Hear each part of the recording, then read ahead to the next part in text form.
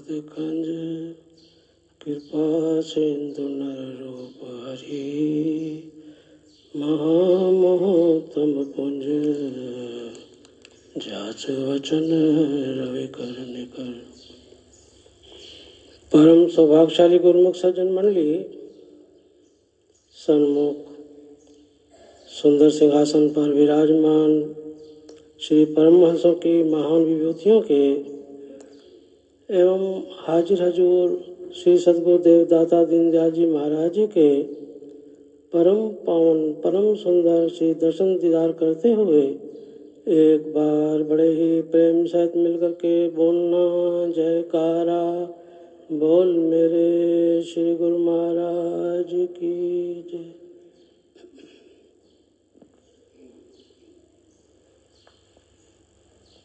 सजनों, हमारे परम इष्टदेव श्री श्री 108 श्री परमहंस अवतार श्री पंचम पातशाही महाराज जी अक्सर ये दुआ फरमाया करते थे कि मिटते सो मत प्रीत कर, रहते सो करने, झूठे को तज दीजिए साचे में करके। अर्थात जो झूठी चीज है, मिथ्या चीज है, नाशवान चीज है, जिससे दुख होता है, उसको उसमें प्रीति मत लगा, उससे दिल मत लगा। जो सत्य वस्तु है, साथ जाने वाली है, उसके साथ दिल लगा, जो सुख देने वाली है। अब विचार किया जाए कि कौन सी चीज झूठी है, कौन सी सच्ची है।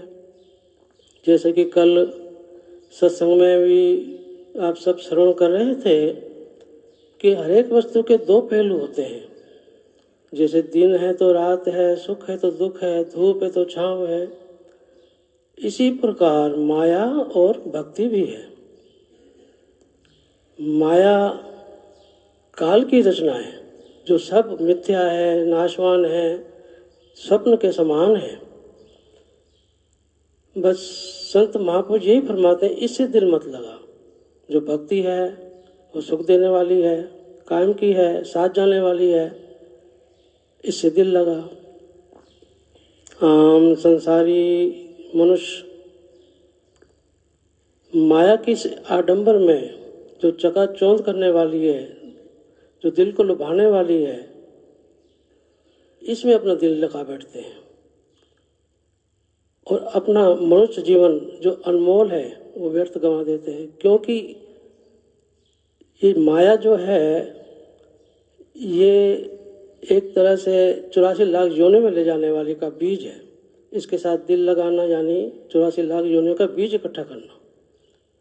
अब ये कैसे इसको सत्य भासती है। आप देखते होंगे कि एक नकली जेवरात होते हैं, एक असली होते हैं। दोनों को देखने में ऐसा लगता है कि नकली जो जेवरात है वो उससे भी ज़्यादा चमकदार है और लोग उसको ही सच्चा समझ लेते हैं। एक जैसे चित्रकार है, किसी बगीचे का चित्र दीवार पे इस प्रकार चतुराई से वो बना दे बगीचा जिसमें फल फूल हो, तो सच भासने लगे तो सच तो होता नहीं है। उससे कोई अपना फल फूल तोड़ना चाहे तो तोड़ नहीं सकता। जैसे कहा है, बागे दुनिया बा हकीकत चमन तस्वीर हस्त जी गुलस्ता गुले मकसूद बादामा मा तलब। कि जैसे एक चित्रकार एक चित्र ऐसा खूब हूबहू छाप दे बगीचे का और ऐसा लगे कि सचमुच का है, तो उससे उसको कुछ फायदा तो होने वाला नहीं। ऐसे ही जो काल की रचना है माया की, ये सब झूठी रचना है। इसको सच तो लगती है लेकिन है नहीं। उसको इसके अंदर जो पीछे काल का फंदा है वो दिखाई नहीं देता। जैसे एक शिकारी होता है, वो पंछियों को फंसाने के लिए जाल गुप्त रूप से बिछा देता है, उसके ऊपर गेहूं के दाने बिखेर देता है। पंछियों को वो जाल तो दिखाई नहीं देता, दाने दिखाई देते हैं। वो फिर उसको चुगने के लिए जैसे आते हैं वो जाल में फंसते जाते हैं और शिकारी उनको पकड़ लेता है, अपने अधीन कर लेता है। ऐसे ही काल ने माया रूप जाल फैला रखा है और तरह तरह के लुभावने दृश्य पैदा कर दिए हैं और आम जीव उसमें फंस जाते हैं देख कर कि यही सच है। उसके पीछे उसको काल का फंदा दिखाई ही नहीं देता कि इसका परिणाम क्या होने वाला है। और जो जीव दयाल की शरण में आ जाते हैं वो इससे बच जाते हैं। समझना, माया एक दलदल है। एक बार कोई इसमें फंस गया, यानी कि इसके को चित्त दे बैठा, अपने दिल में बसा बैठा, तो वो दलदल में फंस जाता है। वो अपनी बल बुद्धि से फिर नहीं निकल सकता। वो भारी कोई ताकत उसे मिले तभी निकल सकता है। भारी ताकत कौन सी है? वो रूहानी संत सदगुरु दयाल की शक्ति है। ये दयाल की शक्ति ही जो भक्ति की रचना उन्होंने रचाई है, इसीलिए रचाई है कि काल और माया से छूट कर अपने मालिक से मिल सके। सजनों, भक्ति अगर दिल में बस गई, उनका प्रेमा भक्ति कहते हैं। चतुर्थपाशी महाराज जी फरमाते थे, सदगुरु से प्रेम करना और भक्ति करना, इसको मिला दो तो प्रेमा भक्ति हो जाती है। ये प्रेमा भक्ति अगर दिल में बस जाए तो उसका जो दिल का स्थिति है, अवस्था है, यानी उसका जो दृश्य है वो इस प्रकार हो जाता है जैसे कि काकभूषण जी ने गुरु जी के प्रति रामायण में कहा है, राम भक्ति चिंतामणि सुंदर बसई गरुड़ जाके और अंतर। राम भक्ति चिंतामणि सुंदर बसे गरुड़ जाके और अंतर। परम प्रकाश रूप दिन राती नहीं कुछ चाहिए दिया ग्रत पाती। मोह दरिद्र निकट नहीं आवा, लोभ बात नहीं ताही बुझावा। प्रबल अविद्या तम जाई हरई सकल सलभ समुदाय। खल काम आदि निकट नहीं जाई बसई गरुड़ जाके भक्ति जाके उर्माई।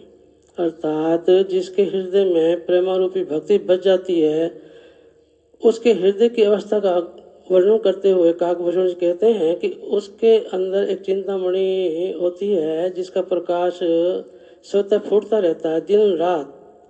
ऐसा प्रकाश होता है कि वो किसी का मोहताज नहीं होता, न दिए का, न बत्ती का, न तेल का। ऐसी चिंतामणि फिर उसके दिल में बस जाती है जो जिसका चित्त मन सतगुरु के चरणों में भक्ति में जुड़ जाता है। फिर मोह रूपी जो दरिद्रता है वो उसके निकट नहीं आती, जिससे सब दुनिया परेशान है। और लोभ वायु उसे बुझा नहीं सकती। और प्रबल अविद्या जो ज्ञान का अंधकार है वो स्वतः ही नष्ट हो जाता है इस चिंतामणि प्रकाश से। और जितने भी काम क्रोध लोभ मोह अहंकार आदि मन के विकार हैं, ये इस ज्योति में जलकर नष्ट हो जाते हैं। तो सजनों, अब ये हमारे ऊपर निर्भर करता है कि हमारे सामने दो चीज़ें हैं, भक्ति भी है, माया भी है। समय तो जा रहा है, श्वास तो निकल रहे हैं। जैसे एक व्यक्ति दुकान पे जाता है और कहता है कि मुझे एक टेबल फैन चाहिए, तो वो दुकानदार उसके सामने 2 टेबल फैन रख देता है और कहता है कि भाई ये पहला वाला फैन जो है ये असली है, ब्रांडेड है, गारंटी वाला है, और ये दूसरा जो है ये नकली है, इसकी कोई गारंटी नहीं। तो व्यक्ति कहता है भाई इसकी क्या कीमत है? पहले वाले की कहता 2000 रुपया, तो दूसरे की नकली की क्या कीमत है? भाई इसकी भी 2000 है। अब बताओ वो व्यक्ति कौन सी चीज़ लेगा? असली चीज़ लेगा ना। इसी प्रकार हमारे सामने भी श्वासों की जो कीमत है 14 भुवन 3 लोग से बढ़कर वो खर्च तो हो रहे हैं, लेकिन किधर खर्च हो रहे हैं? हम किसके ग्राहक बन रहे हैं? माया के या भक्ति के? ये हमारे ऊपर निर्भर करता है कि हम क्या चीज़ लें। तो क्यों ना हम भक्ति लें, भक्ति के ग्राहक बने, जो यहाँ भी सुख देती है, साथ में भी जाती है, आवागमन से भी छोड़ाती है, मालिक से भी मिलाती है। तो सजनों, हम बहुत बहुत भाग्यशाली हैं जो हमें समय के पूर्ण महापुरुषों की चरण शरण मिली है और जिन्होंने हमें भक्ति के जो नियम बनाए हैं, यही भक्ति ही हमारे परलोक का तोषा है। ये भक्ति हमें काल और माया से छुड़ाने वाला है। ये भक्ति ही हमें मालिक से मिलाकर हमेशा के लिए सुख स्वरूप करने वाला है। तो सज्जनों, हमारा भी फर्ज हो जाता है, जिस प्रकार सदगुरु जी ने, हमारे गुरु महाराज जी ने भक्ति के ऐसे श्री दरबार की रचना करके भक्ति के नियम बना दिए हैं। श्री आरती, पूजा, सत्संग, सेवा, सुमरन, ध्यान और 2 घंटे भजन अभ्यास। इन नियमों की जो भी श्रद्धा से, हिचित से रोजाना वगैरह नाग के पालना करता रहेगा तो उसके अंदर ये भक्ति रूपी जो चिंतामणि रूपी भक्ति है वो बच जाएगी, जिससे काल और माया से उसका पीछा छूट जाएगा, जिससे उसका ये लोग भी वो लोग भी सुखमय हो जाएगा। और सतगुरु जी को, हमारे गुरु महाराज जी को तो बहुत बहुत प्रसन्नता होगी और हमारा मनुष्य जन्म सफल हो जाएगा। बोलो जयकारा बोल मेरे श्री गुरु महाराज।